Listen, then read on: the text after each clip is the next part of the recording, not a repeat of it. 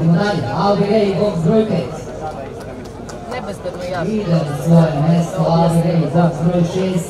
Lantamera, učeniku Stojanoviću, prvi nastup u karijeri. Na kojima možemo da radimo. Natra zadnja vrata, Jovan Vasić. Pomoć Ivana Ujatovića, na svoje mesto tamo ulazi Patmanel.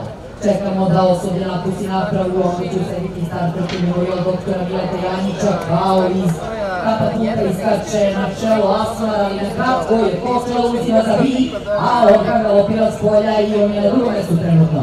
Na treću poziciji opominje Korbačev sa Sedizginom po vratu Asmar Ljubomirović, na četvrtoj poziciji je Foxmaster koji izbija sada na treće mesto. Iznutra za bi, s polja Orkan.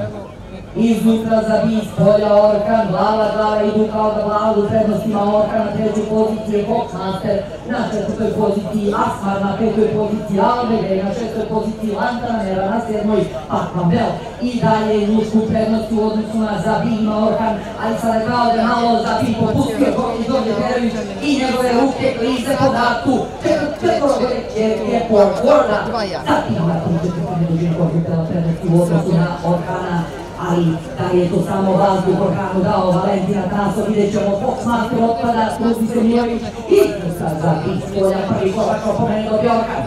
Evo Korbač opomene za Zabi ide napred, Orkan na drugoj poziciji, treća pozicija za Foxmastera, četvrta pozicija Alvegej i sutra Zabi spolja veliki Orkan, ali odlazi Zabi je otišla u srdu Đorđe Perović, Orkan drugi, Foxmaster treći, Alvegej četvrti, peta pozicija Lantamera, šesta pozicija Patmanel, sedma pozicija Asmar.